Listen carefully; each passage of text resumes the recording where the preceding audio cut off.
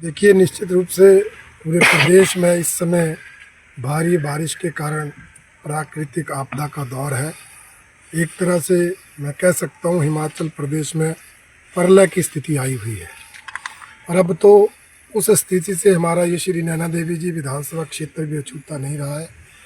यहाँ भी अनेक पंचायतों में, चाहे वो भाखड़ा की पंचायत है, चाहे वो स्लोआ की पंचायत है, चाहे खरकड़ी की पंचायत है, चाहे मढ़ियाली पंचायत है और चाहे अब ये री पंचायत है, इसी तरह से ऊपर छड़ोल पंचायत है, कोठीपुरा पंचायत है।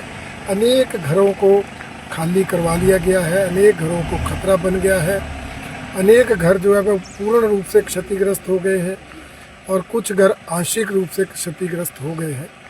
परंतु अब ये बारिश के दौर में हम इसका दोष किसी को दे नहीं सकते, परंतु हम इतना चाहते हैं कि प्रशासन, सरकार गंभीरता से प्रयास करे। जो घर खतरे में आ गए हैं या जिनके घर क्षतिग्रस्त हो गए हैं, उन लोगों को रहने का, खाने का बंदोबस्त किया जाए। कल भी आदरणीय अनुराग ठाकुर जी इस क्षेत्र में आए थे, एसडीएम साहब भी साथ थे, सबसे बात हुई थी और अनेक पंचायतों के लोगों को सुरक्षित स्थानों पर ठहराया गया है और खाने की व्यवस्था भी वहाँ की जा रही है। और जहाँ तक हमारे इस री पंचायत के इस फुलाचड़ गांव की बात है, यहाँ पर भी ये जो पुराना नेशनल हाईवे है, इसमें दरारें आ गई हैं, ये नीचे धंसना शुरू हो गया है और इसके कारण जो इस नेशनल हाईवे से नीचे 10-15 घर हैं, उन घरों में भी अब दरारें आ गई हैं। और अगर ये बारिश जो है लगातार जारी रही तो निश्चित रूप से वो घर खतरे में आने वाले हैं और अभी से उनके लिए खतरा बना है।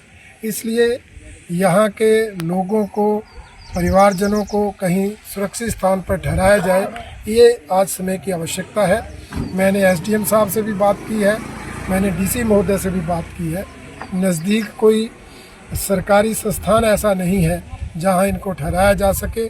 दूर ये लोग जाना नहीं चाहते क्योंकि पशु भी होते हैं और कई तरह की घर की ज़रूरतें भी होती हैं, तो नज़दीक इनकी व्यवस्था हो, उसके लिए एसडीएम साहब और डी साहब से बात हुई है कि यहीं साथ में एक होटल है प्राइवेट, उसको अगर सरकार हायर करके वहाँ इनकी रहने की व्यवस्था कर दे तो ये लोग वहाँ सुरक्षित रहकर अपना माल पशु की भी देखभाल कर सकते हैं और वहाँ सुरक्षित रूप से रह सकते हैं।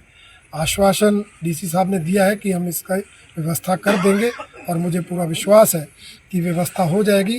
अगर कोई दिक्कत आई तो चाहे चीफ सेक्रेटरी साहब से बात करनी पड़े, मैं बात करके इस व्यवस्था को सुनिश्चित करूँगा। सर, जैसे कि आपको पता है कि एनएच पे लैंडस्लाइडिंग हुई है, ठीक है, वो पूरा जो रोड है वो बैठ गया है। उसी वजह से जो हमारे मकानों में भी दरारें आ गई है, जिससे हमारा मकान जो है खतरे की चपेट में है। इसलिए हम प्रशासन से यही आग्रह करते हैं कि हमें किसी सुरक्षित स्थान पर पहुंचाया जाए।